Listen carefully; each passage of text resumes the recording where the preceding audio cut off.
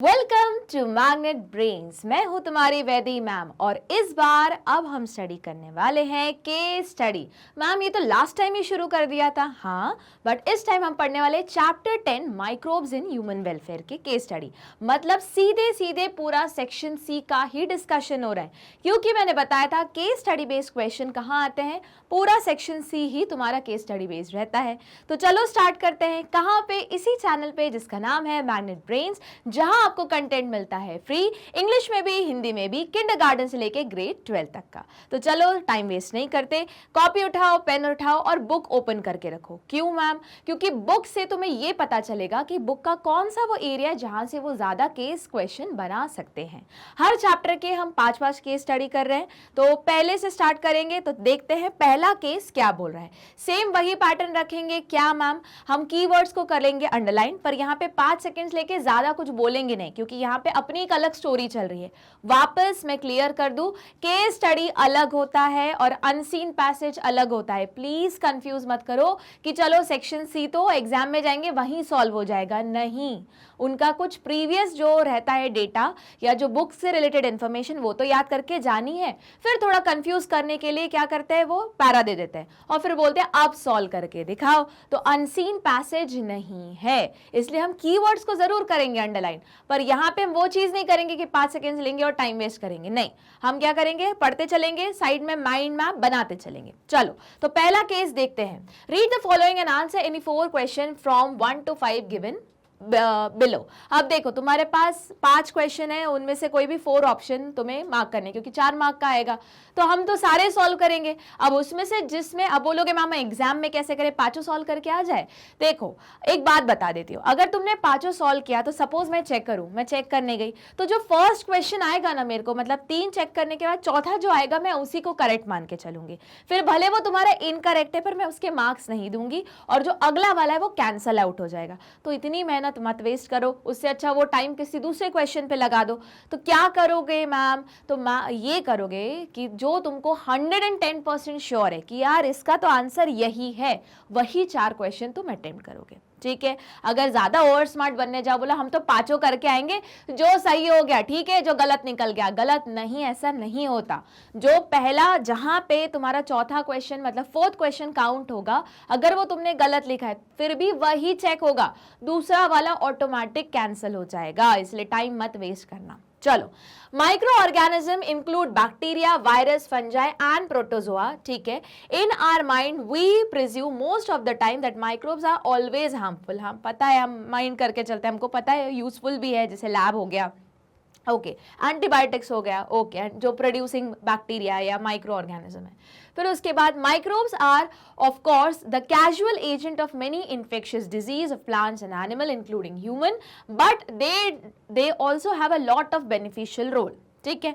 देखो जैसे lactic acid bacteria, अभी बोला हमने लैब है ना, lactic acid bacteria are one of this kind of useful group. These are gram positive. अब देखो ये बोलोगे मैम ये तो कोर्स में नहीं है, गलत बोल रहे हो। जब तुमने 11th पढ़ी थी तभी वहां पे जो सेकंड चैप्टर है वहां पे तुमने पढ़ा था ग्राम पॉजिटिव बैक्टीरिया होता है, ग्राम नेगेटिव बैक्टीरिया होता है। और जब धीरे धीरे तुम पढ़ने लगोगे CUET का कोर्स या नीट का, तो तुम्हें मेजर डिफरेंस पता चलेगा कि क्या मेजर डिफरेंस होता है ग्राम पॉजिटिव और ग्राम नेगेटिव की सेल वॉल में डिफरेंस रहता है। ठीक है? चलो पढ़ते हैं।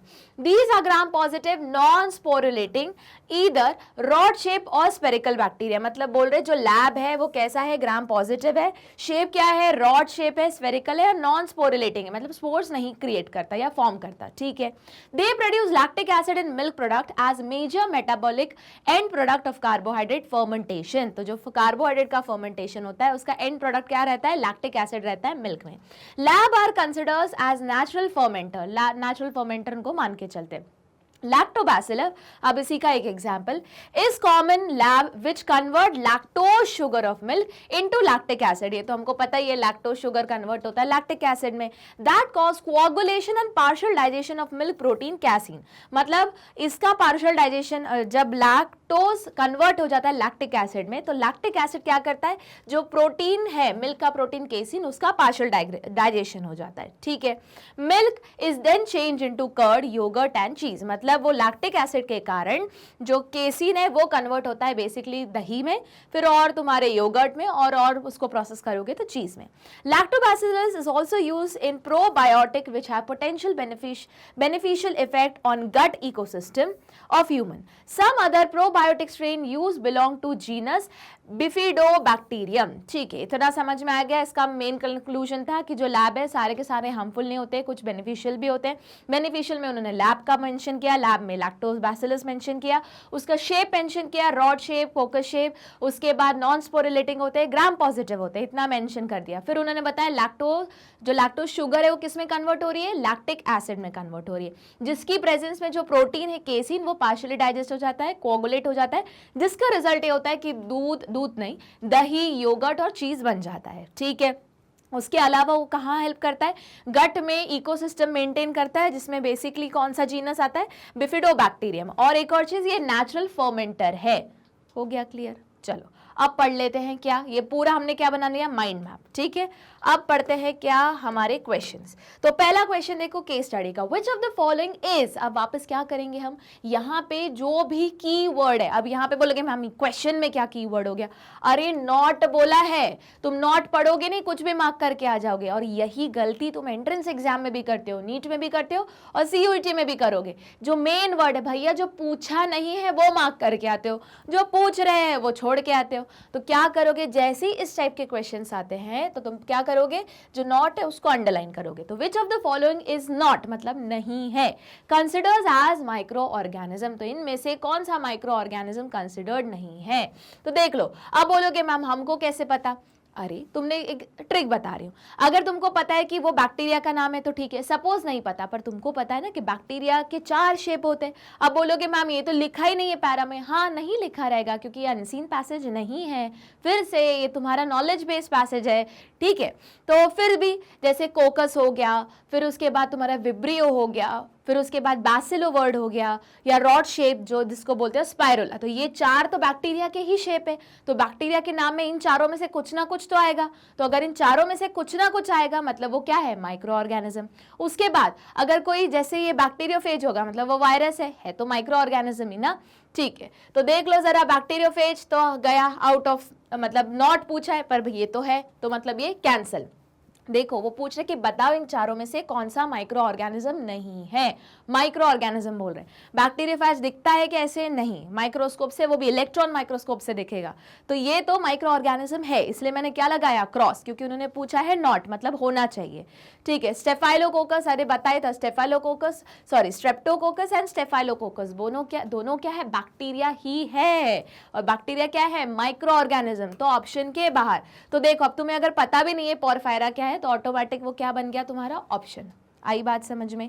वापस अच्छा जल्दी से बताओ, क्वेश्चन इसमें केस स्टडी से रिलेटेड नहीं है पर पूछ रही हूँ, स्टेफाइलोकोकस का नाम कहाँ सुना है, इसी चैप्टर में सुना हुआ है, नहीं याद आ रहा, बताओ।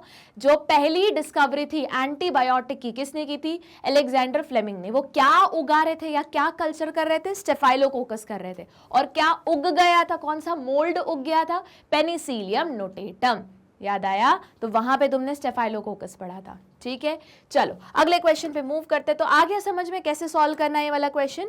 तो आंसर क्या है तुम्हारा, पोरफायरा। तो तुमने देखा कि उन्होंने पूछा है नॉट, मतलब कौन सा माइक्रो ऑर्गेनिज्म है। तो हमने जब ध्यान से देखा तो बैक्टीरियोफेज तो वायरस है बेसिकली, बैक्टीरिया किलिंग वायरस, तो ये तो माइक्रो ऑर्गेनिज्म है। स्ट्रेप्टोकोकस, स्टेफाइलोकोकस तो भैया बैक्टीरिया ही है, bacteria itself is a micro organism. तो जो ऑप्शन बच गया वो तुम्हारा हुआ आंसर।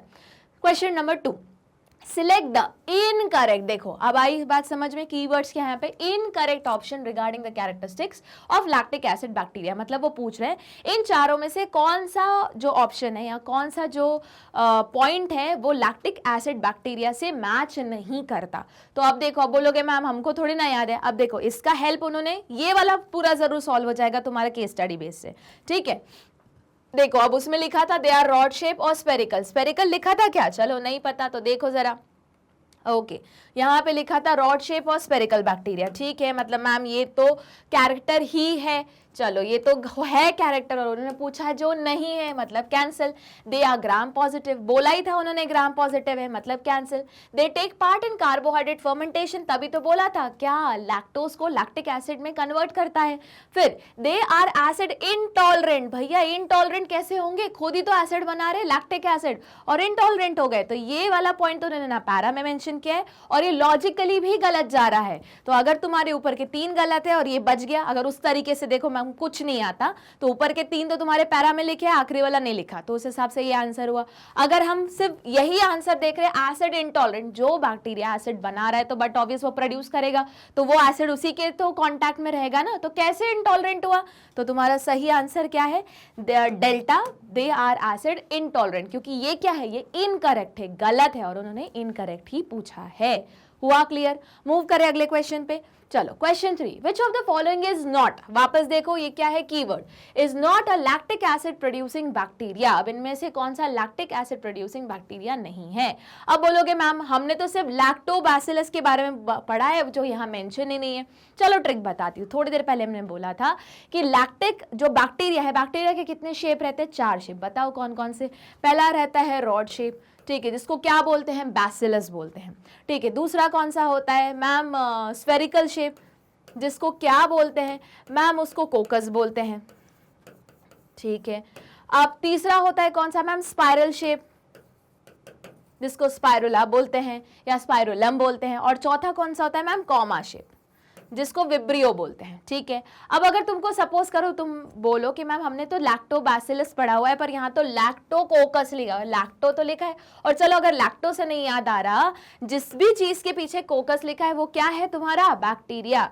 तो यहाँ कोकस लिखा है ऑप्शन के बाहर, यहाँ कोकस लिखा है ऑप्शन के बाहर, यहाँ कोकस लिखा है ऑप्शन के बाहर, तो ये क्या बच गया तुम्हारा ऑप्शन सैक्रोमाइसिस। और अगर वैसे तुमने याद करके गए थे तो सैक्रोमाइसिस सर्वेसी को क्या बोलते हैं बेकर ईस्ट, ईस्ट है, किंगडम फंजाई में बिलोंग कर रहा है, या फिर ब्रूअर्स ईस्ट। आई बात समझ में। और वो पूछ रहे हैं वो कौन सा बैक्टीरिया नहीं है, तो बट ऑब्वियस अब वो अगर उन्होंने ये वर्ड भी नहीं देते ना कि विच of the following is not a bacteria, फिर भी यही 4 ऑप्शन एकदम फिट होता है क्योंकि बाकी 3 क्या है बैक्टीरिया है और ये क्या है तुम्हारा ईस्ट। हुआ क्लियर। टेक्निक आई समझ में। अब सपोज करो तुम अब बोलोगे मैम वापस कि इसमें मैम हमने सारे तो लैक्टिक एसिड प्रोड्यूसिंग बैक्टीरिया के नाम नहीं पढ़े पर ट्रिक तो पढ़ी है ना कि जिसके पीछे कोकस लगा हुआ है वो क्या है बैक्टीरिया। तो तुमने देखो अब बोलोगे मैम हमने ये तो हटा दिया क्योंकि लैक्टो वर्ड लिखा है, पर बाकी दोनों कैसे हटोगे, अरे हटाओगे क्योंकि बाकी दोनों क्या है बैक्टीरिया और ये अकेला क्या है ईस्ट। आई बात समझ में। मूव करें अगले क्वेश्चन पे।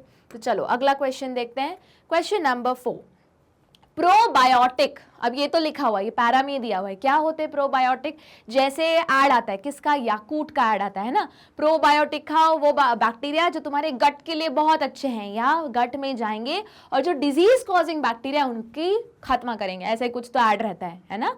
तो मैं ऐड नहीं कर रही हूँ याकूट का, मैं बता रही हूँ। तो प्रोबायोटिक्स क्या है, are gut friendly live bacteria, हाँ ये काफी हद तक सही है। Acid balancing alternate bacteria, beneficial amount of dead bacteria, नहीं डेड बैक्टीरिया नहीं होते। ग्राम नेगेटिव एटेन्यूएटेड बैक्टीरिया नहीं, क्यों ग्राम नेगेटिव नहीं, क्योंकि हमने पढ़ा है जो लैब है वो क्या है ग्राम पॉजिटिव है, इसीलिए अब समझ में उन्होंने वो इन्फॉर्मेशन क्यों दी थी ताकि ये क्वेश्चन सॉल्व हो सके कि जो तुम्हारा लैब है वो कैसा है ग्राम पॉजिटिव है, यहाँ क्या लिखा है ग्राम नेगेटिव, और वो भी एटेन्यूएटेड मतलब मरा हुआ वीकेंड। जल्दी बताओ ऐसा कहाँ वर्ड यूज किए थे तुमने, हीट किल, एटेन्यूएटेड या फिर वीकेंड तुमने वैक्सीनेशन में यूज किए थे। तो ये ऑप्शन बाहर, ये ऑप्शन बाहर। क्या एसिड ही बैलेंस करेगा, जरूरी है कि हमेशा एसिड बैलेंस करे, नहीं मैम, पर प्रोबायोटिक का मतलब रहता है हमारे इंटेस्टाइन या हमारे गट में जो फ्रेंडली बैक्टीरिया हो, जो वहां के एनवायरमेंट को मेंटेन करे तो उसको, और वो जो जिंदा हो, ऐसा बैक्टीरिया जो जिंदा भी हो, है ना, और जो दूसरे बैक्टीरिया जो हार्मफुल बैक्टीरिया उनको किल करे, उसको क्या बोलते हैं हम प्रोबायोटिक बोलते हैं। हुआ क्लियर। अगले क्वेश्चन पे मूव करें।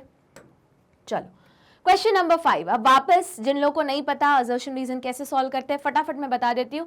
असर्शन रीजन क्या रहता है, एक स्टेटमेंट रहता है, रीजन एक स्टेटमेंट रहता है। तो असर्शन क्या होगा, एक इंडिविजुअल स्टेटमेंट होगा, ठीक है। रीजन क्या होगा, एक इंडिविजुअल स्टेटमेंट होगा। वापस इसको समझना है तो वही सेम एग्जाम्पल लूंगी समझाने के लिए कि सपोज करो 2 स्टेटमेंट है। कौन से 2 स्टेटमेंट है, एक ये स्टेटमेंट कह रहा है कि असर्शन मतलब एक स्टेटमेंट है, ठीक है, वो बोल रहा है स्टेटमेंट कि तुम एमबी के स्टूडेंट हो, कि तुम, यही लिख रही हो, तुम मैग्नेट ब्रेन्स के स्टूडेंट हो, ठीक है। तो क्या ये स्टेटमेंट सही है? हाँ मैम, हम आपके लेक्चर सुन रहे हैं, हम मैग्नेट ब्रेन्स को सब्सक्राइब कर रखे हैं, हम सुन रहे हैं, तो हम मैग्नेट ब्रेन्स के स्टूडेंट हैं, ये स्टेटमेंट अपने में सही है, तो करेक्ट। अब अगर इसका मैंने बोला कि अच्छा इसका रीजन बताओ कि तुम एमबी के स्टूडेंट क्यों हो, तो तुम बोलोगे क्योंकि मैम मैग्नेट ब्रेन्स एक एजुकेशनल प्लेटफॉर्म है और हम 12th में हैं और हम, आप टीचर हो, तो हम पढ़ रहे हैं, तो हम आपके स्टूडेंट हो गए, तो इनडायरेक्टली हम मतलब एमबी के स्टूडेंट हुए, करेक्ट। तो ये होना चाहिए रीजन। अगर ये चीज मैं रीजन में लिखूं, ये जितना कुछ मैंने बोला, तो मतलब वो इसका असर्शन भी सही है, रीजन स्टेटमेंट भी सही है, और वो इसका करेक्ट लॉजिक बैठता है, करेक्ट। पर सपोज करो मैं यहां रीजन लिख रही हूं कि एमबी यूट्यूब का एक चैनल है,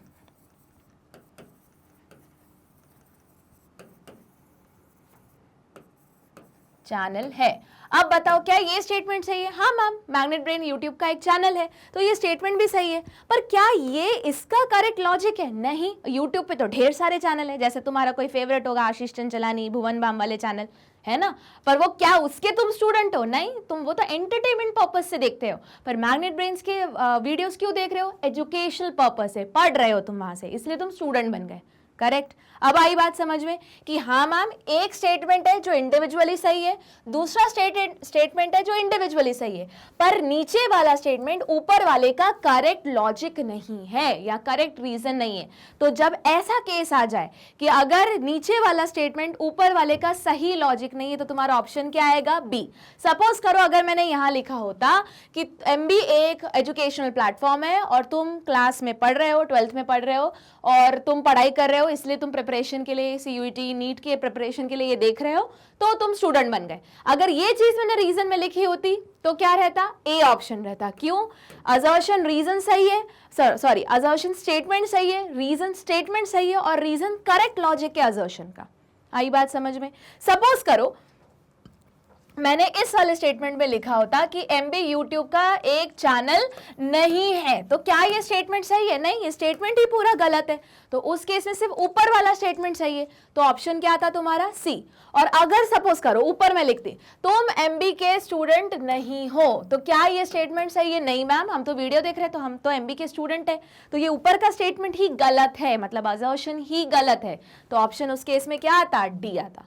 आई बात समझ में? अब सेम लॉजिक को हम अपने क्वेश्चन में लगाएंगे कि सबसे पहले हम क्या करेंगे? असर्शन पढ़ेंगे, फिर बोलेंगे क्या ये स्टेटमेंट सही है। अगर सही होगा तो आगे पढ़ेंगे, अगर ये स्टेटमेंट ही गलत लगाए तो तुम्हारा ऑप्शन क्या जाएगा? सीधे डी जाएगा। Both assertion and reason are false. ठीक है, आई बात समझ में? अगर असर्शन गलत है तो रीजन भी गलत होगा, और अगर बोलोगे नहीं मैम अगर रीजन सही दिया है तो फिर भी तुम ऑप्शन क्या लगाओगे? डी ही लगाओगे। ऊपर का गलत मतलब गलत। ठीक है। अच्छा मैम, अगर ऊपर वाला स्टेटमेंट सही रहा तो अब हम कैसे सॉल्व करेंगे? तो हम ऐसे सॉल्व करेंगे कि यहां लगाएंगे बिकॉज, ठीक है, और फिर बोलेंगे स्टेटमेंट जो हम याद करके गए। अगर जो हमारा बोला हुआ स्टेटमेंट इस रीजन में फिट हो रहा है तो तुम्हारा आंसर क्या आएगा? मतलब सेम लिखा हुआ है जो तुमने रीजन करके बोला, तो तुम्हारा ऑप्शन क्या आएगा? ए, कि असर्शन स्टेटमेंट भी सही है, रीजन स्टेटमेंट भी सही है, और reason is a correct explanation of assertion. हुआ क्लियर?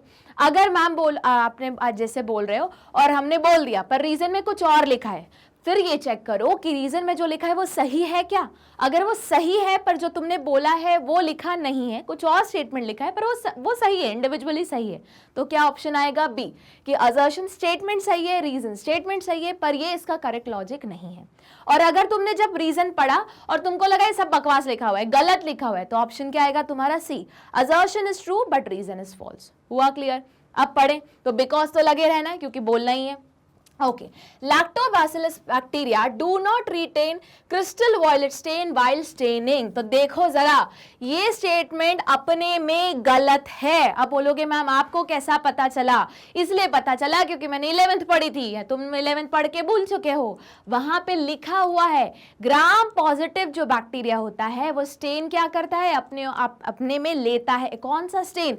Crystal violet stand. अब बोलोगे मैम इसके लिए 11th पढ़नी पड़ेगी, वो तो मान के चल रहे ना इतना बेसिक तुमको आता है। और अगर तुमको ये क्वेश्चन बहुत टफ लग रहे हैं तो घबराओ मत, क्योंकि CUET में इसका एक और लेवल आने वाला है। बोल रहे मैम आप तो डरा रही हो, ये टफ लग रहे हैं, और बोल रहे हो एक और लेवल ऊपर आएगा। हाँ, CUET में इसका एक लेवल ऊपर पूछा जाएगा, नीट में CUET का एक लेवल ऊपर पूछा जाएगा, पर घबराना इसलिए नहीं क्योंकि मैं हूं वहां पे। ठीक है, चलो अब देखो, तो मैं पढ़ाऊंगी, मत चिंता करना। तो अब वापस आते हैं। तो lactobacillus bacteria do not retain, do not गलत लिखा हुआ है, retain crystal violet staining while crystal violet stain white staining. क्यों? क्योंकि वो ग्राम पॉजिटिव बैक्टीरिया होते हैं। ये लिखा हुआ होना चाहिए था, पर यहाँ डू नॉट लिखा है, तो क्या हुआ, ये स्टेटमेंट ही गलत हो गया। तो जब ऊपर का स्टेटमेंट ही गलत हो गया तो तुम्हारा ऑप्शन क्या आएगा? D, both assertion and reason are false. अब बोलोगे मैम हमने रीजन तो पढ़ा ही नहीं। हाँ, तो ये तो मैं ट्रिक बता रही हूँ ना टाइम बचाने का, पढ़ लो अब reason. Lactobacillus have very thin layer of peptidoglycan layer in their cell wall. अब तुमको खुद पता है जो ग्राम पॉजिटिव बैक्टीरिया रहता है उसकी थिक सेल वॉल रहती है। यहाँ क्या लिखा है? Thin cell wall. तो ये भी गलत। देखा, अब तुमने अगर पढ़े भी नहीं होते तब भी तुम्हारा आंसर डी होता, ऊपर का ही सॉल्व करके आंसर निकल आता। ये तब करो जब तुमको पता है टाइम बचाना है, बहुत सारे क्वेश्चन है, पर फिर भी मैं बोलूंगी एज अ सेफर साइड अब तुमको आंसर मिल गए, 1-2-3 सेकेंड्स लगेंगे वो आंसर वो रीजन पढ़ने के लिए, ज्यादा पर कंफर्म रहेगा कि हाँ तुम्हारा आंसर सही चल रहा है।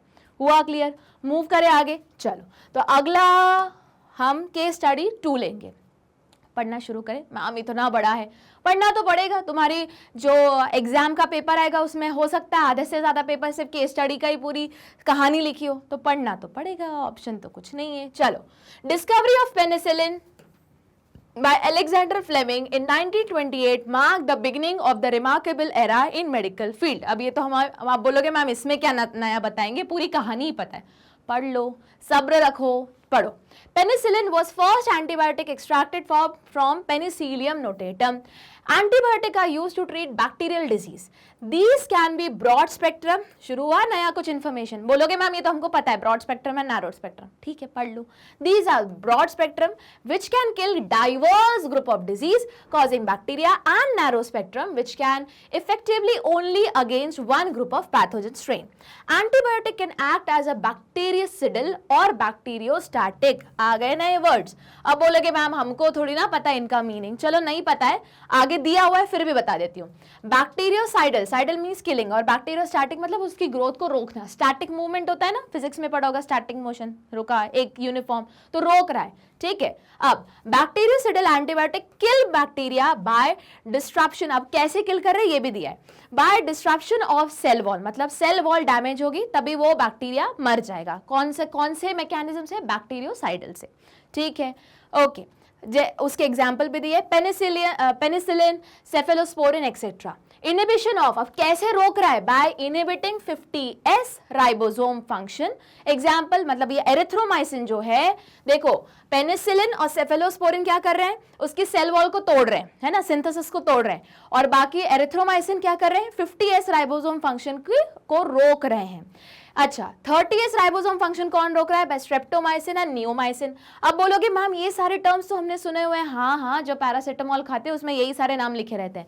नहीं ये विश्वास हो रहा तो अभी जब क्लास ओवर हो जाए क्रोसिन लेके आना, पैरासिटामोल लेके आना और पलटा के देखना, उसके कॉम्पोजिशन में तुमको यही सारे माइसिन मिलेंगे, नियोमाइसिन, स्ट्रेप्टोमाइसिन। ठीक है, चलो आगे। अब उन्होंने टेट्रासाइक्लिन के दिया है कि कैसा रोकता है। Inhibition of amino acid tRNA binding to ribosome. ठीक है, ये इन्फॉर्मेशन दी हुई है, अगर इस इन्फॉर्मेशन से रिलेटेड क्वेश्चन आए हम सॉल्व कर लेंगे। Okay, etcetera. अब वो बोल रहे हैं कि बैक्टीरियोस्टैटिक कैसे काम करते हैं। Bacteriostatic antibiotic do not kill bacteria, मैंने बताया ना मारते नहीं है, बट क्या करेंगे? ग्रोथ को रोकेंगे। Rather they restrict the growth of bacteria. कैसे याद रखोगे? अगर सपोज करो, ये अच्छी इंफॉर्मेशन है तुम्हारे काम की, इसका स्क्रीनशॉट जरूर ले लेना। ये बुक में नहीं है पर ये एक्स्ट्रा इंफॉर्मेशन है जो तुम्हारे एंट्रेंस एग्जाम में काम आएगी। ठीक है, तो तुम्हारा जो बैक्टीरियोस्टैटिक है, स्टैटिक का मतलब क्या? रुका हुआ। क्या रुका हुआ? जो उसके सामने लगा है। बैक्टीरियो मतलब बैक्टीरिया की ग्रोथ को रोकना, और बैक्टीरियोसिडल, सिडल मतलब क्या? मारना। उसके सामने क्या लिखा है? बैक्टीरिया, मतलब बैक्टीरिया को किल करना। आई बात समझ में? अच्छा जल्दी से बताओ कैसे किल करता है। मैम अभी भी पढ़ा, या तो सेल वॉल को तोड़ दे, या तो 30S राइबोसोम को बनने से रोक ले, ठीक है, या तो 50S राइबोसोम की बनने से रोक ले, या फिर जो टीआरएनए है अमाइनो बाइंडिंग साइट उसको, अमीनो एसिड बाइंडिंग साइट उसको रोक ले। ठीक है, Penicillin belong to B-lactam group of antibiotic and it inhibit bacterial cell wall synthesis by binding and inactivating protein. It inhibits transpeptidation of reaction and block cross linking of cell wall. अब बोलोगे ma'am इतने भारी भारी words, घबराओ मत, ये तुमको already दिया हुआ है, तो अगर इससे रिलेटेड क्वेश्चन आए तो तुम सॉल्व कर लोगे। क्या बोल रहे हैं वो कि पेनिसिलिन है वो किस तरह वो कौन से ग्रुप में बिलोंग कर रहा है, बी लैक्टम में बिलोंग कर रहा है। वो कैसे रोकता है, उसकी सेल वॉल की सिंथेसिस को रोकता है। कैसे? इनएक्टिव करके इनएक्टिवेशन करवाता है प्रोटीन की, और क्रॉस लिंकिंग जो होती है सेल वॉल में, कौन सी प्रोसेस, ट्रांसपेप्टाइडेशन को भी रोकता है। ठीक है। It is used to treat tonsillitis, मतलब जो यहाँ होता है ना टॉन्सिल्स का सूजन। अब बहुत सारे लोग बोलते हैं हमको टॉन्सिल हो गया। अरे भैया टॉन्सिल सबको होता है, यहीं पे है, सबके टॉन्सिल्स हैं, पर जब उनमें स्वेलिंग आ जाती है तो टॉन्सिल्स होना गलत है बोलना। वाह कितना अच्छा राइम कर रहा है ना। तो टॉन्सिल्स होना गलत है बोलना, तो करेक्ट बोलना क्या है मैम कि टॉन्सिल्स में सूजन आ गई, जिसको कुछ और नहीं बल्कि क्या बोलते हैं, टॉन्सिलाइटिस। याद रखना जिस भी वर्ड के पीछे टिस लगा है बायोलॉजी में, मतलब उसका मीनिंग क्या है, स्वेलिंग, और उसके सामने जो लिखा है मतलब उसकी स्वेलिंग। जैसे अर्थराइटिस, टिस मतलब स्वेलिंग, अर्थराइटिस अर्थरा का मतलब जॉइंट्स में स्वेलिंग। ठीक है। उसके बाद आते हैं सोर थ्रोट। अच्छा, तो पेनिसिलियम किस किस का ट्रीटमेंट के लिए यूज करते हैं, tonsillitis, sore throat, gonorrhoea, rheumatic fever and some pneumonia type. हो गया क्लियर? बहुत सारी इंफॉर्मेशन दी है, तो मोस्ट प्रोबेबली जब इतना ज्यादा डिटेल दिया हुआ है तो इसी से कोई ना कोई क्वेश्चन सॉल्व होगा। मूव करें, आ गया समझ में? चलो मूव करते आगे। तो फटाफट एक तो पहले इसका स्क्रीनशॉट ले लो, बहुत अच्छा क्वेश्चन है, एक्स्ट्रा इंफॉर्मेशन है, सारा तुम्हारा काम आएगा एंट्रेंस एग्जाम में। ठीक है, चलो तो देखते हैं अब एक एक करके इसके क्वेश्चंस देखते हैं। ठीक है। पहला question, the first antibiotic was extracted from a. अरे ये तो पता ही है, इसके ऑप्शन दो या ना दो, हम तो वैसे ही सॉल्व करके दिखाएंगे। जल्दी बताओ, पहला एंटीबायोटिक किसने डिस्कवर किया था, अलेक्जेंडर फ्लेमिंग। कौन सा किया था मैम, पेनिसिलिन। किससे किया था मैम, पेनिसिलियम नोटेटम, जो क्या है मैम, एक फंजाई है। तो तुम्हारा ऑप्शन क्या हुआ, एक फंजाई या फंगस हुआ। क्लियर? मूव करें आगे। चलो, विच of the following kill bacteria by interfering 50S ribosome function. अब देखो 50S राइबोसोम फंक्शन बोलोगे मैम याद नहीं है, कोई बात नहीं, पैरा में जाके देख लो वापस। तो देखो जरा 50S राइबोसोम फंक्शन। ठीक है, ओके, एक मिनट। तो 50S राइबोसोम फंक्शन बोल रहा है, ये देखो 50S राइबोसोम फंक्शन ऑप्शन में क्या है, स्ट्रेप्टोमाइसिन और नियोमाइसिन। ठीक है, नहीं सॉरी, 50S राइबोसोम में एरिथ्रोमाइसिन। तो बस अब अपने ऑप्शन मैच कर लो, क्या एरिथ्रोमाइसिन वहां दिया हुआ है, दिया हुआ है, तो स्ट्रेट क्वेश्चन हो गया, आंसर क्या आया, एरिथ्रोमाइसिन। अगला क्वेश्चन, बी लैक्टम, अभी पढ़ा था जो पूरा पेनिसिलिन है वो कौन से इसमें बिलोंग करता है, B lactam group of antibiotic.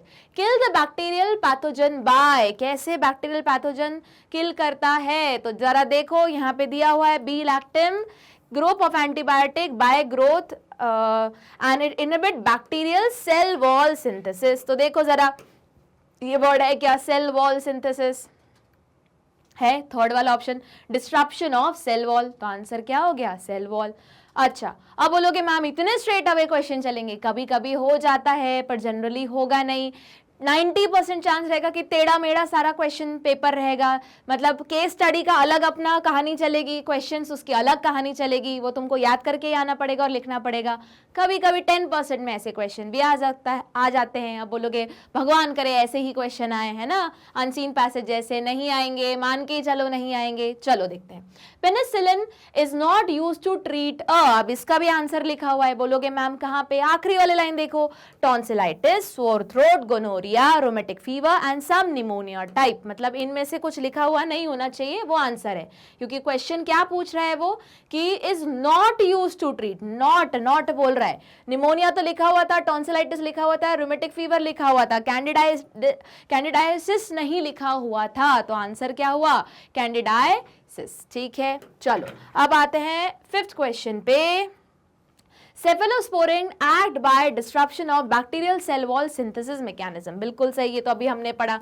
अब बोलोगे मैम अरे उसी में पढ़ा था, ठीक है, तो सेफेलोस्पोरिन कैसे काम करता है, बैक्टीरियोसिडल की सेल वॉल को क्या करता है, डिस्टर्ब कर देता है। ठीक है, अब कैसे डिस्टर्ब करता है, क्योंकि उसमें आगे मैकेनिज्म लिखी थी कि या तो 30S या तो 50S या उसी के सामने जो पैरा में देखो, पैरा में लिखा हुआ है कि कैसे मैकेनिज्म करता है। अगर सेल वॉल कोई भी चीज मर रही है तो बेसिकली उसका ट्रांसपेप्टिडाइडेशन ऑफ रिएक्शन और ब्लॉक कर देगा cross linking of cell wall. ठीक है, ये होना चाहिए कहाँ पे, रीजन में होना चाहिए। पर क्या इन्होंने ये रीजन दिया है क्या? चलो देखो, नहीं दिया है, उन्होंने कुछ और लिखा है। Cephalosporin are bacteriostatic antibiotic. गलत। वो किस में आता है? बैक्टीरियोसिडल। और बैक्टीरियोसिडल मतलब ये पूरा रीजन ही गलत लिखा है। तो जल्दी से बताओ, सबसे पहले यहाँ होना क्या चाहिए था? मैम अभी हमने पढ़ा कि पेनिसिलिन का था और पेनिसिलिन के साथ तुम्हारा ये देखो यहाँ पे पेनिसिलिन है और सेफेलोस्पोरिन। तो हम बोल सकते हैं कि समवॉट जैसी मैकेनिज्म पेनिसिलिन की है वैसे ही सेफेलोस्पोरिन की रहेगी। तो रीजन में क्या होना चाहिए था कि सेल वॉल कैसे ब्रेक डाउन होता है? By inhibiting transpeptidation of reaction and blocking the cross linking of cell wall. तो ये होना चाहिए था रीजन में, तो फिर आंसर आता ए। पर उन्होंने क्या लिखा है? कुछ और ही लिखा है। और क्या लिखा है जो गलत लिखा है? उन्होंने बोला है कि सेफेलोस्पोरिन क्या है? एक बैक्टीरियोस्टैटिक एंटीबायोटिक है। गलत, वो एक बैक्टीरियोसिडल एंटीबायोटिक है। तो जब असर्शन सही हो रीजन गलत हो तो क्या आंसर आएगा? सी। देखो जरा, assertion is true but reason is false. हुआ क्लियर?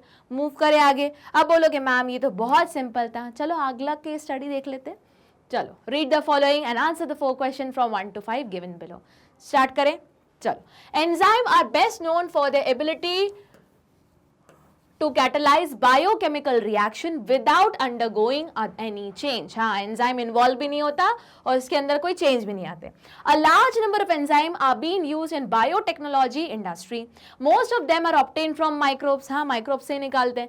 प्रोटीएज, अब ये तुमने पढ़ा हुआ है, ठीक है। Protease degrade proteins and polypeptide, तभी तो नाम है प्रोटीएज। किसी भी चीज के पीछे एज लगा है मतलब वो क्या है? एंजाइम। और उसके सामने जो लगा है मतलब उसका क्या हो रहा है? डाइजेशन। तो प्रोटीएज बोल रहे हैं, तो एज मतलब एंजाइम, सामने क्या लिखा है? प्रोटी। प्रोटी मतलब क्या? प्रोटीन एंड पॉलीपेप्टाइड का डाइजेशन। मोस्ट ऑफ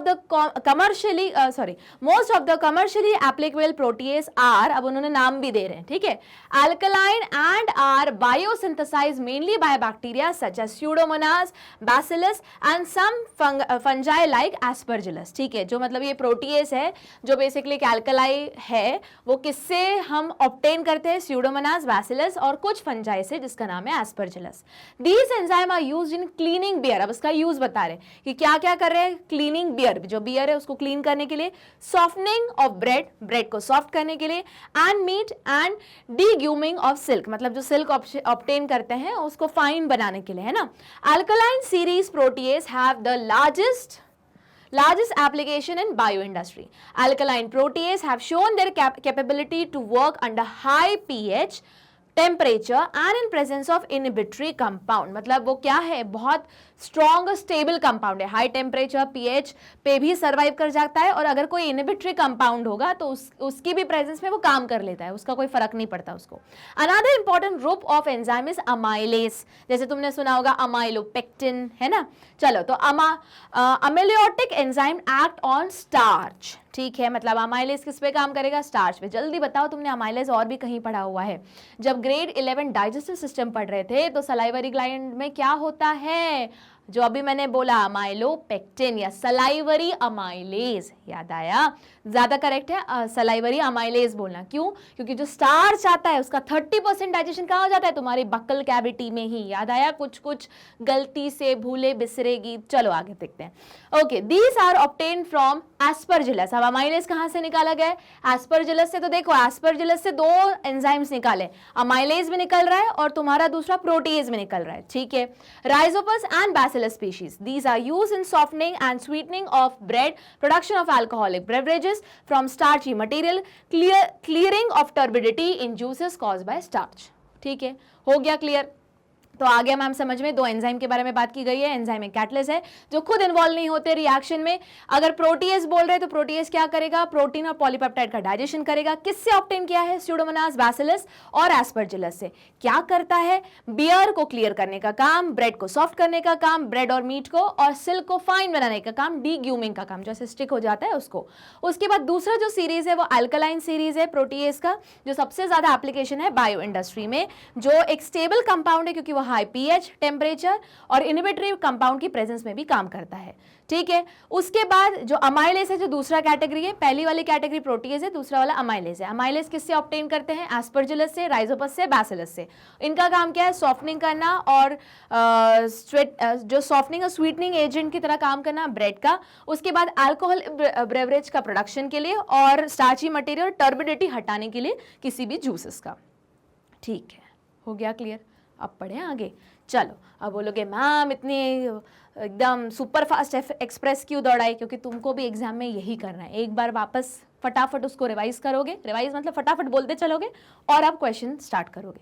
तो पहला question, polypeptide are degraded by, अरे पॉलीपेप्टाइड, पेप्टाइड मतलब प्रोटीन, प्रोटीन मतलब अगर प्रोटीन को डाइजेस्ट करना है तो पीछे क्या लगाओ? प्रोटीएज। देखो जरा क्या आंसर है, तो प्रोटीएज। हुआ clear?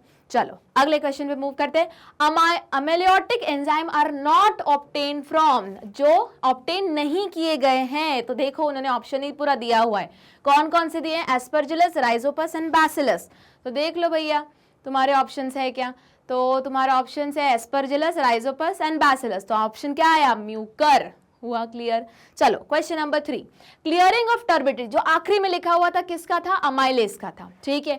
Clearing of turbidity in juices caused by starch is achieved by amylase. अभी तो पढ़ी आखिरी लाइन। चलो इसलिए आया समझ में, ये राजधानी एक्सप्रेस क्यों दौड़ाने की जरूरत है? एक बार पढ़ लो, पढ़ते पढ़ते अंडरलाइन करो और फिर एक बार जब पूरा पैरा खत्म हो जाए फटाफट फटाफट सारी चीजें बोलते चलो।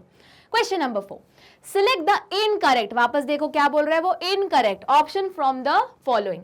एंजाइम्स आर प्रोटीनेशियस सब्सटेंस, वो बोल रहे हैं एंजाइम क्या है? एक प्रोटीन सब्सटेंस है। हाँ पता ही है, एंजाइम्स भी प्रोटीन होते हैं, हार्मोन भी प्रोटीन होते हैं। उसके बाद तुम्हें जैसे इंसुलिन भी एक प्रोटीन है, एंजाइम्स भी सारे प्रोटीन है, जो क्या रहते हैं?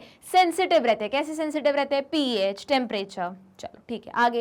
एंजाइम आर सबस्ट्रेट स्पेसिफिक, हाँ बिल्कुल एंजाइम आर सबस्ट्रेट स्पेसिफिक भी होते हैं। Enzyme are large size molecule, हाँ लार्ज साइज मॉलिक्यूल भी होते हैं। Microbial enzyme can work only in normal temperature and pH, नहीं भैया, माइक्रोबियल पीएच मतलब जैसे हुआ तुम्हारा कौन सा, तो यही वाला गलत है। क्यों गलत है? ये तो आप बोलोगे मैम ये तो 3 समझ में आ गए, जरा बताओ इसका एग्जाम्पल तुम सपोर्ट करोगे बायोटेक्नोलॉजी वाले चैप्टर से, नहीं याद आया? बताओ एक एंजाइम है जैसे हुआ तुम्हारा रिस्ट्रिक्शन एंडोन्यूक्लियस या फिर पॉलीमरेज, तो बताओ कौन सा पॉलीमरेज है जो हाई टेम्परेचर और पीएच पे भी सरवाइव कर जाए, जो तुमने ऑब्टेन किया है एक माइक्रोब से जिसका नाम है थर्मस एक्वाटिकस, ताकि वो काम किस में करे? हमारे पीसीआर में काम करे। तो ये तो पूरी लाइन ही गलत है बाबा, उन्होंने बोला है बताओ गलत लाइन कौन सी है। तो एंजाइम एक प्रोटीन है, सबस्ट्रेट स्पेसिफिक होते हैं, बड़े साइज के मॉलिक्यूल रहते हैं, पर जो माइक्रोब के एंजाइम रहते हैं वो क्या रहते हैं? हाई टेम्परेचर पे भी काम कर सकते हैं, हाई पीएच पे भी काम कर सकते हैं। क्यों मैम? क्योंकि कुछ माइक्रोब्स क्या रहते हैं? एक्सट्रीमोफाइल, थर्मोफाइल, थर्मो एसिडोफाइल मतलब एक्सट्रीम जगह रहना, हाई टेम्परेचर पे रहना, फिर एक्सट्रीम पीएच में रहना, हाई सैलिनिटी में रहना। तो अगर जो ऑर्गेनिज्म इतना एक्सट्रीम टेम्परेचर पीएच पे रह रहा है तो उसके अंदर की चीजें भी तो उतनी एक्सट्रीम चीजें झेलने के हिसाब से बनाई गई होंगी ना। और ये तो बोल रहा है can only work in normal temperature, नहीं बाबा, माइक्रोब्स एक्सट्रीम जगह पे रह रहे हैं। और इसका मैंने बताया बेस्ट एग्जांपल क्या है? तुम्हारा टैक पॉलीमरेज, ऐसा पॉलीमरेज जो ज्यादा टेम्परेचर क्या कर सके? रेजिस्टेंट है, मतलब झेल सके 90 to 95 degree.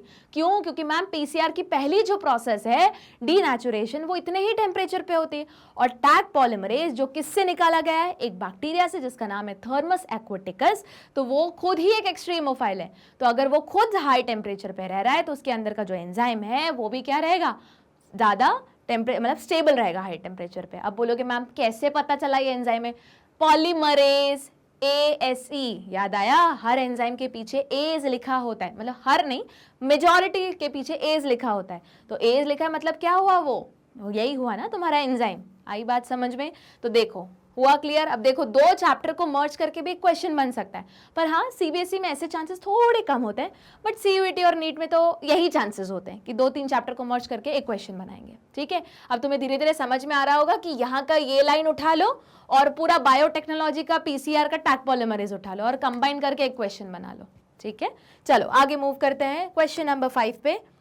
A farmer harvest corn and prepare corn starch, ठीक है, he wants to prepare some corn syrup from this, for this conversion he need to use enzyme. अब देखो ये तुमने पढ़ा हुआ है, स्टार्च को हटाने का काम कौन सा एंजाइम करता है, यहाँ पे लिखा हुआ है स्टार्ची मटेरियल को क्लियर करने के लिए तुम्हारा कौन सा हुआ, अमाइलेज हुआ, ठीक है, ओके। और सेम यहाँ पे उन्होंने दिया हुआ है alkaline series protease show their capability to work under higher temperature and other is enzyme, ठीक है, हुआ क्लियर। चलो आंसर देखते हैं उसका। तो बोलोगे मैम अमाइलेज बोल रहे हो आप, हाँ अमाइलेज बोल रही हूँ, पर आगे ऑप्शंस भी देखते थे। अब देखो अमाइलेज तो लिखा ही है, आगे क्या लिखा है, ग्लूको अमाइलेज, आगे क्या लिखा है, ग्लूको आइसो अमाइलेज, आइसोमरेज, आइसोमरेज मतलब कि ग्लूकोज के कोई भी आइसोमर्स को ट्रीट करने के लिए। तो इसका आंसर क्या हुआ, ऑल ऑफ दिस। अब बोलोगे मैम हमको कैसे पता चला, अब बोलोगे मैम देखो अमाइलेज इसमें है, तो मैम ये तो करेक्ट है, यहाँ पे ग्लूको अमाइलेज, अमाइलेज तो लिखा है ना, मतलब सही। अब बोलोगे मैम इसका तो यहाँ तो कहीं अमाइलेज लिखा नहीं हुआ है, हम कैसे मान ले, अरे 3 में से 2 लिखे हुए हैं, आखिरी वाला option all of the above है, तो भले उसके बारे में मेंशन नहीं है, वापस डिडक्शन मेथड, तो आंसर क्या जाएगा तुम्हारा डी। बोलोगे नहीं मैम नहीं समझ में आया, देखो तुमने बोल दिया, तो देखो तुमने बोला अमाइलेज, अब अमाइलेज तो ऑप्शन है करेक्ट, ग्लूको अमाइलेज मैम ये भी समझ में आ गया, इसमें अमाइलेज लिखा हुआ है करेक्ट मैम, बट इसके बारे में समझ में नहीं आ रहा, ग्लूको आइसोमरेज। अब देखो बहुत बार जैसे मैंने बोला कि अगर पीछे एज लगा है मतलब एंजाइम, और सामने क्या लिखा है कि ग्लूकोज के जो आइसोमर्स हैं उनको ट्रीट करने के लिए। अब बोलेगा मैम ये तो आपने बता दिया, तो कैसे सॉल्व करोगे, बहुत बार ऐसे क्वेश्चन आएंगे जिसमें ऑल ऑफ द अबव लिखा हुआ है और 3 ऑप्शन में से 2 फिट हो रहे हैं, तो अगर 2 भी फिट हो रहे हैं और तुमको तीसरे के बारे में कोई आइडिया नहीं है, सीधे सीधे आंखें बंद करो और किस पे जाओगे, ऑल ऑफ दिस पर, तभी जाना जब ऊपर के 2 के बारे में 110% श्योर होगे, ठीक है। तो अब जैसे सिंस इसमें अमाइलेज लिखा हुआ है, इसमें अमाइलेज लिखा हुआ है, तो ये दोनों क्या हुए, करेक्ट। अब अगर देखा जाए तो ये भी करेक्ट है, जरा तुम 11th का ज्ञान यूज करो, 11th का थोड़ा इंफॉर्मेशन जो स्टोर है कहीं तुम्हारे दिमाग के किसी एक कोने में, तो उसको निकालो और उसको निकाल के जरा ओपन करो। तो ओपन करोगे तो जो आइसोमर्स होता है, ग्लूकोज का दूसरा आइसोमर क्या हुआ, देखो जरा, ग्लूकोज, उसके बाद तुम्हारा स्टार्च और ग्लाइकोजन, सब किसका बना है, ग्लूकोज नहीं, स्टार्च, सेलुलोज और जो तुम्हारा ग्लाइकोजन है, 3 मॉलिक्यूल, 11th के बारे में बात कर रही हूं, ये तीनों मॉलिक्यूल का मोनोमर क्या है, ग्लूकोज ही है। तो टेक्निकली देखा जाए तो हर चीज जो स्टार्च है, जो सेलुलोज है और जो ग्लाइकोजन है, किसका बना हुआ है, ग्लूकोज का ही बना हुआ है। तो हो सकता है वो उस रेफरेंस में बोल रहे हो कि ग्लूकोज के जो आइसोमर्स है या पॉलीपेप्टाइड्स है, पॉलीपेप्टाइड नहीं पॉलीमर्स है, उनको ट्रीट करने के वाला जो एंजाइम है वो क्या है, ग्लूको आइसोमरेज, ठीक है, क्लियर हुआ। तो अब आंसर क्या आएगा, ऑल ऑफ दीज, ठीक है। अब सपोज करो बोलोगे मैम इतना दिमाग नहीं चलेगा हमारा एग्जाम टाइम पे, ऊपर के दोनों तो दिख रहे हैं ना, तो चलो डी पे चले जाओ, ठीक है। ये अब बोलोगे मैम पर ऐसा हमेशा कब तक करेंगे, ये तुम्हें ये ट्रिक हमेशा यूज करनी ही पड़ेगी जब कोई भी टाइप का एंट्रेंस एग्जाम आएगा। एंट्रेंस एग्जाम का कोर्स इतना वास्ट होता है कि सब कुछ कवर करने के बाद कोई ना कोई एक टॉपिक तो रह ही जाता है, क्योंकि वो नई हर बार नए टाइम इंट्रोड्यूस होता है। तो चिंता मत करो, किसी ने नहीं पढ़ा मतलब सबको सिर्फ डिडक्शन मेथड के भरोसे जाना है वहां पे, तो ये वही है डिडक्शन मेथड, है ना, कि 4 है उसमें से ऑल ऑफ दिस है, 2 कंफर्म है, तो ऑटोमेटिकली ऑप्शन क्या गया तुम्हारा, ऑल ऑफ दिस। फिर भले थर्ड के बारे में तुम श्योर हो या ना हो, ठीक है। चलो अगला केस स्टडी स्टार्ट करते हैं, केस नंबर 4, पढ़ते चलो, कीवर्ड अंडरलाइन करते चलो, फिर जब पूरा पढ़ लो तो एक राजधानी एक्सप्रेस लगाओ, फटाफट सारी इंफॉर्मेशन बोलते चलो और फिर स्टार्ट करो क्वेश्चन सॉल्व करना। स्टार्ट करें। अल्कोहल आर इंपॉर्टेंट, तो चलो अल्कोहल तो अंडरलाइन कर ही लें। Alcohol are important industrial solvent, ethanol, methanol, propanol and butanol are produce commercially by fermentation activity of some fungi majorly yeast. During fermentation yeast cell convert, अब क्या convert कर रहे हैं ईस्ट सेल फर्मेंटेशन के time पे, cereal derived sugar into ethanol and CO2. At the same time, 100 of secondary metabolites that influence the aroma and taste of alcohol are produced. मतलब साथ में ये भी हो रहा है इथेनॉल और CO2, और बहुत सारे सेकेंडरी मेटाबोलाइट्स जिसके कारण वो टेस्ट है और वो स्मेल है वो भी बन रहे हैं। Sugar concentration affect the rate of fermentation reaction, मतलब जितना शुगर का कंसेंट्रेशन रहेगा उस हिसाब से रिएक्शन का रेट भी डिसाइडेड रहेगा। Yeast can not grow in very strong sugar solution, मतलब ईस्ट एकदम स्ट्रॉन्ग शुगर सोल्यूशन में ग्रो नहीं होगा। In case of complex carbohydrate containing nutrient media 1% malt और Rhizopus is used along with yeast, मतलब जहां पे ज्यादा शुगर है तो राइजोपस का कॉम्बिनेशन भी लगाया जाता है। Hydrolysis of starch is carried out, अब कौन सी प्रोसेस हो रही है? Hydrolysis of starch is carried out at high temperature for 30 minutes. The crushed food mixed with hot water for obtaining malt is called mash, मतलब mash क्या है? जो crush food material है जो पानी के साथ मिक्स किया है उसको क्या बोलते हैं? मैश बोलते हैं। The nutrient medium prior to fermentation is called wort. अब देखो बहुत सारी नई नई इंफॉर्मेशन है तो मोस्टली सारे क्वेश्चन इसी इंफॉर्मेशन के बेसिस पे होंगे, ठीक है। जो नया मीडियम जो मिक्स हुआ है फर्मेंटेशन के लिए इसको क्या बोलते हैं? वर्ट बोलते हैं। वर्ट फिर बाद में उसको कूल डाउन किया जाता है। Wort is cool down to an appropriate temperature and inoculated with the strain of yeast. अब राजधानी एक्सप्रेस, क्या अल्कोहल प्रोड्यूस होता है? अब हमको पता है अल्कोहल कैसे बनता है, एनारोबिक रेस्पिरेशन से, ठीक है। किसके द्वारा बनाया जाता है? मेजरली फंजाई, उसमें भी ईस्ट के द्वारा। ईस्ट इथेनॉल और CO2 बनाता है, पर अकेला सिर्फ अगर शुगर कंसेंट्रेशन ज्यादा हुआ तो ईस्ट अकेला काम नहीं करेगा, उसके लिए तुमको राइजोपस भी यूज करना पड़ेगा अगर तुम्हारा कंसेंट्रेशन 1% माल्ट है या फिर तुम्हारा कार्बोहाइड्रेट कंटेनिंग मीडियम है। अच्छा, उसके साथ साथ अल्कोहल इथेनॉल और CO2 तो निकलता ही, सेकेंडरी मेटाबोलाइट भी निकलते हैं जो पर्टिकुलर टेस्ट और एरोमा के लिए रिस्पॉन्सिबल होते हैं। तो सबसे पहली जो प्रोसेस होती है वो होता है हाइड्रोलिसिस ऑफ स्टार्च, मतलब स्टार्च में से पानी को निकाल दो, जो ज्यादा हाई टेम्परेचर पे किया जाता है, कितने 30 मिनट्स के लिए। उसके बाद जो भी क्रश फूड मिक्स है वो गर्म पानी के साथ मिक्स करके उसको माल्ट के साथ मिक्स करके क्या बोलते हैं? मैश बोलते हैं। फिर मैश को फर्मेंटेशन के लिए कन्वर्ट किया जाता है nutrient medium to prior to fermentation, मतलब अभी तक तुमने उसमें माइक्रोब ऐड नहीं किया है, सिर्फ वो न्यूट्रिएंट मीडियम तैयार है तो उसको बोलेंगे वर्ट। और वर्ट में जब तुम पर्टिकुलर स्ट्रेन, वर्ट को ठंडा किया जाता है और उसमें पर्टिकुलर स्ट्रेन ऑफ ईस्ट को ऐड किया जाता है, ठीक है। बेसिकली पूरा फर्मेंटेशन प्रोसेस इन डिटेल बता रहे हैं। चलो अब देखते हैं क्वेश्चंस। तो पहला क्वेश्चन क्या बोल रहा है? The rate of alcohol production is measured on the basis of, अरे अल्कोहल प्रेजेंटेशन प्रोडक्शन, दो चीजें एक साथ बनती है, अल्कोहल एंड CO2। तो जितना ज्यादा CO2 उतना ज्यादा क्या? तुम्हारा alcohol. The amount of CO2 produce per unit time, ठीक है। वापस ईस्ट के ऊपर डिपेंड नहीं करेगा क्योंकि स्ट्रेन पे डिपेंड करता है उसकी पोटेंसी कितनी है। शुगर पे डिपेंड नहीं करेगा, अभी हमने पढ़ा ज्यादा शुगर रहेगा तो ईस्ट ढंग से काम नहीं करेगा, उसके लिए राइजोपस ऐड करना पड़ता है। पर सिर्फ हमें बताना है कि अल्कोहल कितना प्रोड्यूस हुआ, तो हम किसको देख के बता सकते हैं? The amount of CO2 carbon dioxide produce, ठीक है। मूव करें अगले क्वेश्चन पे। Question number 2, a number of chemicals, हाँ अभी पढ़ा हमने, जो क्या बोलते हैं, जो एरोमा और टेस्ट को के लिए रिस्पॉन्सिबल रहते हैं। चलो ठीक है, the number of chemical are produce at the time of alcoholic fermentation with the change of nutrient media, pH and aeration. Select such by product from the following. अब तुमको बाय प्रोडक्ट चूज करने हैं। अब बोलोगे ma'am phenyl ethanol, amyl ethanol, glycerol. अब तुमको लगेगा ma'am सभी के सभी तो क्या है? इथेनॉल, ऑल, बस तुम तो ये देखो, ठीक है, केमिस्ट्री पढ़ी हुई है।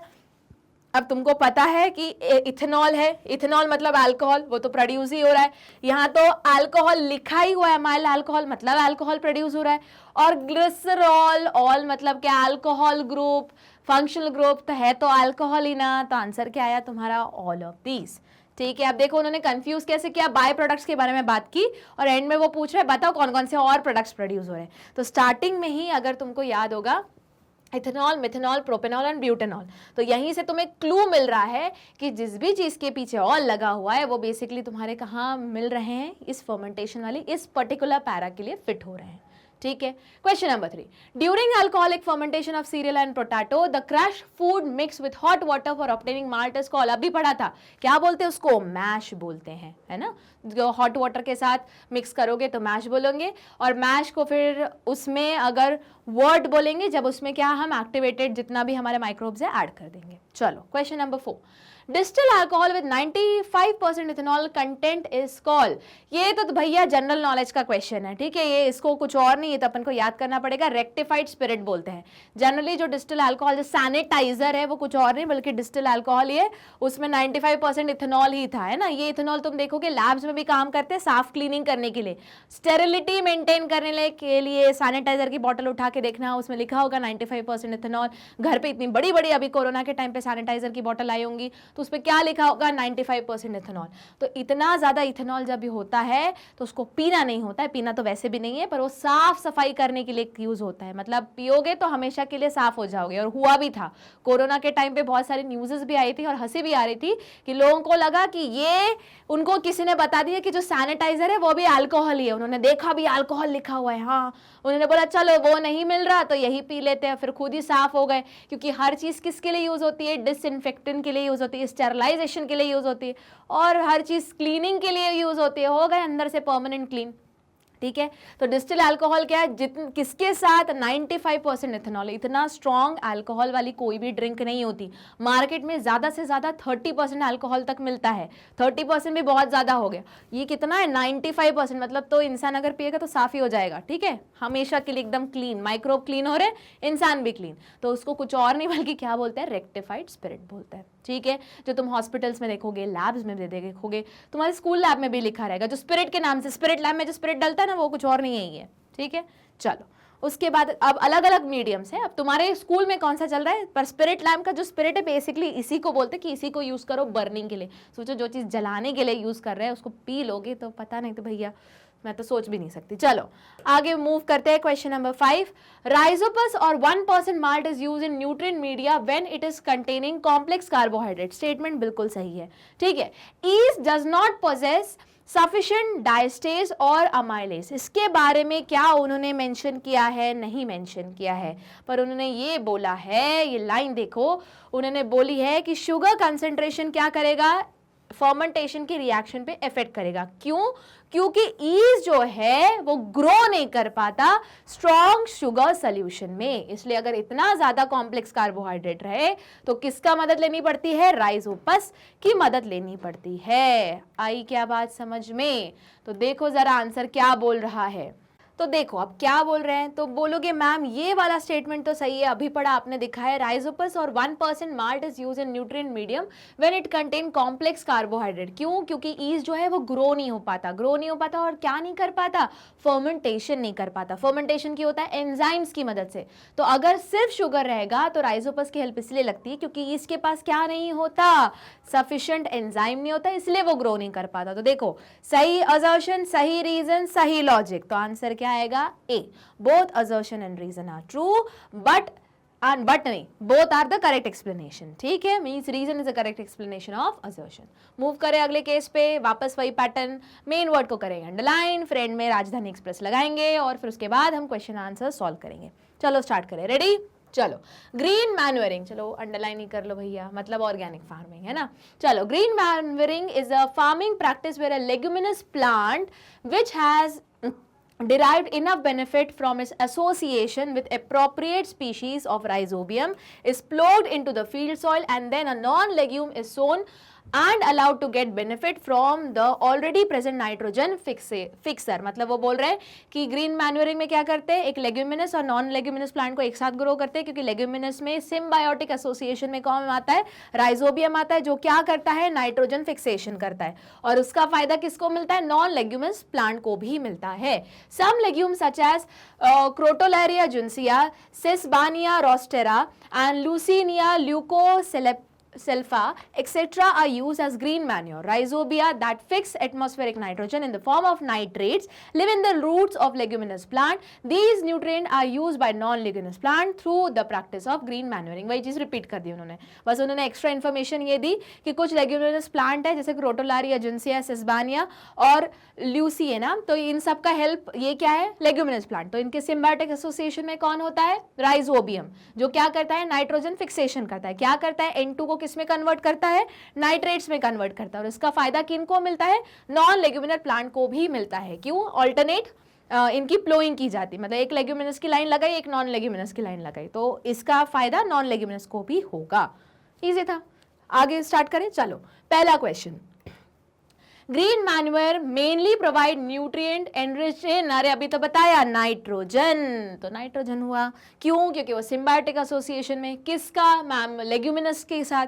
लेग्यूमिनस में कौन है मैम? राइजोबियम है, बहुत बढ़िया। आगे, which of the following plant is used as green manure in crop field, तो देखो अभी बहुत सारे नाम लिए थे, उसमें कौन सा लिया था? क्रोटोलारिया जिनसिया, 3 लेग्यूमिनस प्लांट के नाम मेंशन किए गए थे, है ना? कौन कौन से? देखो यहाँ क्रोटोलारिया जिनसिया, सिस्बानिया और ल्यूसिएना, ठीक है, तो वही उन्होंने लिया क्रोटोलारिया। चलो अगला question number 3, green manure plant belong to the family of, अब वो पूछ रहे हैं बताओ कौन सी फैमिली को बिलोंग करते हैं, तो ये तुमको याद करना पड़ेगा, पैपिलियोनेसी। अब बोलोगे मैम ये इन्फॉर्मेशन तो दी नहीं है, हाँ दी नहीं है, पर इस टाइप का थोड़ा एक लेवल ऊपर है। क्यों मैम? क्योंकि ये जो इन्फॉर्मेशन है वो तुम्हारे आएगा, मतलब पहले तो समझो कि ये सॉल्व किससे होगा, ये सॉल्व होगा इस चैप्टर से भी, और ये सॉल्व होगा 11th ग्रेड का जो चैप्टर 5 है मॉर्फोलॉजी, वहां पे एंड में तुम्हारी फैमिलीज दी हुई है, तो लेग्यूमिनस की फैमिली का रहती है पैपिलियोनेसी, वहां से सॉल्व होगा। तो बोलोगे मैम मतलब ये आएगा 12th में इस पर्टिकुलर इस क्वेश्चन नंबर 3 के चांसेस आने कम है, पर इस टाइप के क्वेश्चंस कहाँ आएंगे? CUET में, और कहाँ आएंगे? नीट में। क्यों? 2 चैप्टर का मर्ज करके एक क्वेश्चन बनाए। देखो सॉल्व करोगे ग्रीन मैन्यूअर, अब तुम्हें पता होना चाहिए कि मतलब क्या है, पर ये तुम्हें पता है कि इसमें जनरली कौन रहता है? लेग्यूमिनस प्लांट, और लेग्यूमिनस प्लांट कौन से फैमिली को बिलोंग करते हैं, ये इन्फॉर्मेशन कहाँ है? मॉर्फोलॉजी वाले चैप्टर में, ठीक है। चलो अगले क्वेश्चन पे मूव करते हैं। क्वेश्चन देखो क्या बोल रहा है, क्वेश्चन नंबर 4, वो बोल रहा है अ ग्रीन मैन्यूअर इज, अरे भैया लेग्यूमिनस प्लांट, अब यहाँ लिखा है क्या लेग्यूमिनस प्लांट? नहीं लिखा है मैम, तो कैसे सॉल्व करेंगे? जिस तरीके से उन्होंने एग्जाम्पल दिया था, देखो जरा क्या क्या एग्जाम्पल दिया था, क्रोटोलारिया, सेस्बानिया, तो कुछ एग्जाम्पल ऐसा दिख रहा है मिलता जुलता, हाँ वो देखो नीचे का डी ऑप्शन हुआ क्लियर। तो इसको तो अब बोलोगे मैम ये तो बहुत स्ट्रेट फॉरवर्ड था, हाँ ये स्ट्रेट फॉरवर्ड था, पर पिछले वाला था क्या स्ट्रेट फॉरवर्ड? नहीं, 2 चैप्टर का मर्जर था, ठीक है। तो इस तरीके से क्वेश्चंस आएंगे तुम्हारे एग्जाम में, प्रिपेयर रहना है, पढ़ते रहना है। और यहाँ पे तुम्हारा केस स्टडी बेस 5 केसेस हमने डिस्कस किए इस चैप्टर के, चैप्टर नंबर 10 के माइक्रोबियल ह्यूमन वेलफेयर होता है खत्म। तो अब क्या करोगे? रिवाइज करोगे, रिवाइज करना है, लर्न करना है, ये तुम्हारा पार्ट अभी बाकी है। तो क्या करोगे? कुछ नहीं करोगे, वेबसाइट पे जाओ www.magnetbrains.com टाइप करो, जैसे ही टाइप करोगे होम पेज आएगा, अपनी क्लास सिलेक्ट करो, सब्जेक्ट सिलेक्ट करो, फिर चैप्टर सिलेक्ट करो जो भी लग रहा है कि वीक है, और सुनना स्टार्ट करो। एंड लाइक शेयर सब्सक्राइब करना नहीं भूलना है। मिलते रहेंगे, अभी तो बहुत सारी पढ़ाई बाकी है ना, रिवीजन क्लासेस भी अभी बाकी है, महा रिवीजन बाकी है, बहुत सारी चीजें बाकी है बाबा। तो पढ़ो, तब तक स्टडी हार्ड।